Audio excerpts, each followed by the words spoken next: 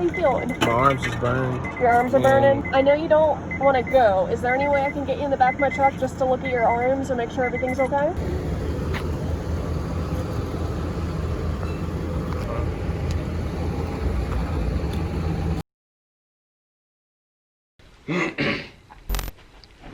So what's going on YouTube? You feel me? It's your boy Nigel Baker back at it again with another video on the channel. You feel me? So I know a lot of y'all probably follow me on Instagram, so y'all kind of know the news and y'all probably know what happened already. You feel me? So when I tell this story, I'm not gonna tell too much of it because I'm not really sure how, like, it's my first accident, so I'm not really sure how like accidents work, like, and if you can talk about it before they get enough information to see who's at fault. I don't know the legal stuff, so I don't want to get too much into it, but I am going to tell y'all enough to where y'all understand what happened and everything that went on. I apologize.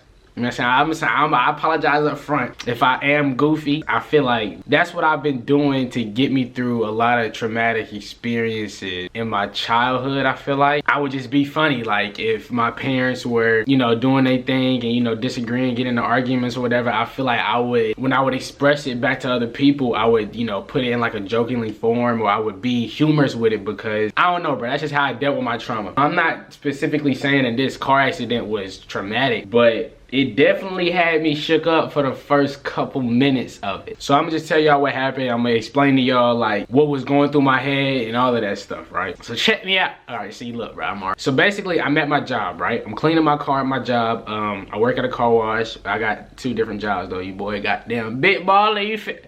Alright, bro. I was at my first job. I was cleaning my car, you know what I'm saying? I was getting it right. I had just, you know, cleaned the entire thing. I'm talking about, I had the tires glossed, I had the windows clean, all of that stuff. I vacuumed my whole entire car, sprayed some pina colada and lemon spray in there. It went crazy. It went stupid. I was picking my girl up that same day, so I wanted to make sure my car was, you know, intact and all that stuff. And I always keep my car clean. But this particular day, bro, I was cleaning my car. I'm talking about going crazy. I was sweating like a mug. You feel?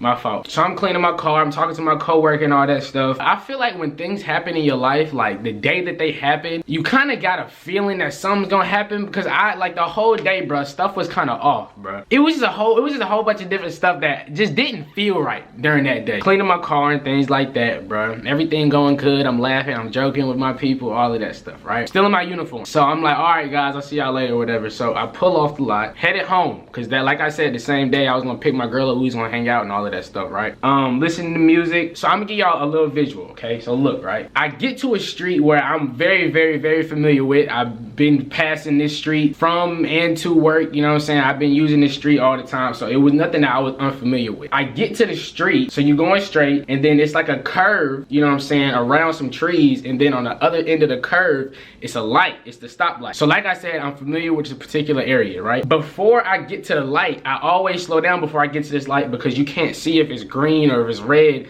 until you get around the trees, you know what I'm saying? Because the trees is blocking the light because it's around the curve, you feel me? I'm like, okay, bro, let me slow down. Slowing down. So as I'm pulling around the curve to see if the light is green or red, I see that it's red, and then it turns green before I get to a complete stop. I'm probably going about, I would say 30 miles an hour, if not like 25. So as I'm pulling up to the light, you feel me, I'm still very aware of my surroundings, because I was always told by my parents that you shouldn't only just drive for yourself, you should drive for everybody around you. Every time I'm driving, I'm always looking around to see if people can drive or not, because in Charlotte, bro, they be tweaking, bro. In Charlotte, people can't drive, and I put that off. I get to the light, like I said, I didn't come to a complete stop, and my light turned green. As soon as my light turned green, I pulled out to the intersection.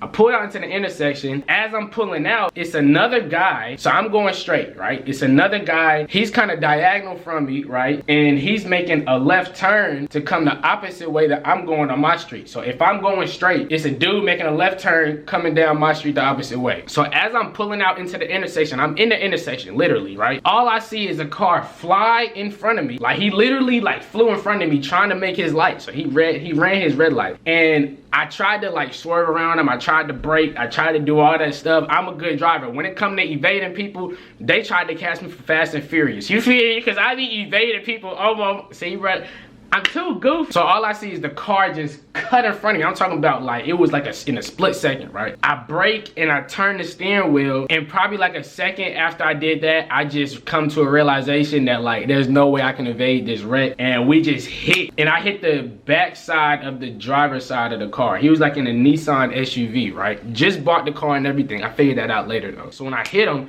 he spun. And when he spun, he hit another car. And I don't see all of this until like after the wreck and all that stuff. But like I said, seconds before we hit, I just accepted that I'm gonna hit this car, right? So right after I realized that that's what's gonna happen, I just braced myself, right? So I don't know why I did that. I ain't do that. What I did was I let go of the steering wheel because my biggest fear is an airbag coming out. So when it came out, I kind of held myself like this. So I tensed up and I held myself like this. So like if it did hit, I was, you know, built for it, you feel me? Oh my mama though. And the airbag, it hits me, but it don't hit me like a full-on like a Mike Tyson hit. Airbag come out. Luckily I had my seatbelt on. My seatbelt stopped me from actually flying forward and hitting the airbag. I felt it like, you know, lock me in. So as soon as we hit and the airbag came out, my hearing was just like gone. My ears was ringing, had to be for like a minute straight. So I'm in the car, right? I'm in the car like leaned over like this, cause I don't know if like I broke anything. So I'm in the car leaned over after like I hit him. And I look back and like the back seat window and I see bro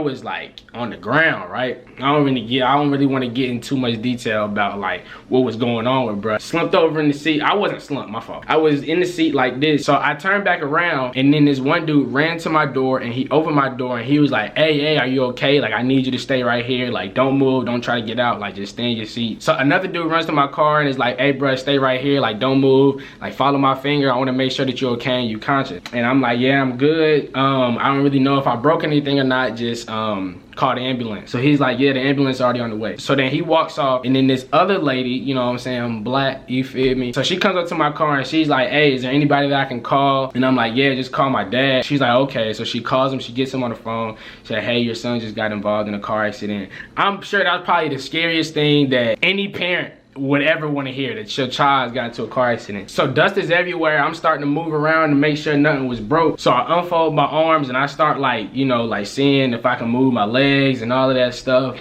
Everything cool. I just feel like burns on my arms. Like my arms feel like they burning and stuff like that. And I'm just like, damn, like, you know what I'm saying?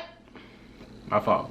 My arms was burning now. And it turns out the airbag, when it came out, it like burned my arms and all that stuff. So then after the lady left, a cop comes to my car. He's like, hey man, are you okay? Are you okay? Like, tell me what happened. I told him what happened. I said, bro ran the light, da and all that stuff. He's like, all right. So he's writing a statement and he's like, hey, I'm glad that you're okay. And I'm like, hey, I don't even know if I'm okay right now. Like, let's not make assumptions yet. You feel? So then that's when the ambulance get there. She comes around my car and then she sits right next to me. And I'm like trying to move my arms at first before she get over to the car to make sure like I'm okay and stuff like that. So that's when she came over and she started talking to me. How are you feeling? Pretty good. My arms is burned. Your arms are burning? I know you don't want to go. Is there any way I can get you in the back of my truck just to look at your arms and make sure everything's okay? Yeah, we can do that. Here. And that way I can make sure you can walk around and all that. Okay. Your car's going to be fine here. Okay. So just leave my... So I don't know if y'all ever been in an accident, you feel me? But I was told that when you get into an accident and the ambulance try to, you know, if you're not seriously injured and the ambulance try to like take you to the hospital, like and ride with them to the hospital or whatever, you supposed to decline it. You feel me? Like that's where I come from. But I also had my well-being in mind too. So if I really needed to go to the hospital, I probably would have rode in the ambulance and just went over there. So she asked me if I wanted to ride in the ambulance, you feel me, to the hospital. No, y'all not finna sneak me with that bill. They got me in the back of the ambulance. They, you know, tested my blood pressure, I guess, whatever that thing was. And then they put the thing on my arm to make sure I was okay. She looked at my burns and all that. Everything, you know, checked out to be okay. I mean, my knuckles still kind of hurt. So I heard that bro was seriously injured though. I heard that he was like injured bad. I don't think he was wearing a seatbelt. He must not have been wearing a seatbelt. Bro was really like injured, I heard. He wasn't like in serious condition or nothing like that, but I heard that he was injured. I don't want to get too much in his injuries because that's his business. Honestly, bro, this whole experience showed me and it taught me that your life can change or be taken away in a split second. Like everything happened in a split second. Like I was leaving work laughing and joking with my friends and like the next 20 minutes I was in the back of an ambulance. Like anything can happen, bro. So like, I cherished life before, but like now it's on a whole nother level. Nothing little, like no little argument, no little disagreement, none of that stuff is worth giving your energy to, because like I was shown, anything can happen in a split second. Now this next part is, okay, so listen, I was talking to one of my friends, right? And I was just like, bro, I'm thinking about making a video on it because I want to let my, you know, people know that I'm okay, stuff like that, right? And then he was saying, oh, bro, like don't go to the internet, like don't talk to people on the internet about it, like don't make a video, people gonna thank you. But I'm just like, bro, you feel me? Like at the end of the day, I'm gonna do what I want to do. YouTube is an art form, video editing is an art form. I feel like if I want to express my feelings through my art, then that's what I'm gonna do. Now, everybody that don't think YouTube is an art, just cause your friends don't know what the hell they doing, you feel me? Don't mean YouTube not an art. But anyways, bro, the whole experience was crazy. The whole experience was like something I've never experienced before. I feel that I do have a little tiny bit of trauma from it. I say that because I don't even go that way no more. Like I have been to work these past couple days and I don't even go that way.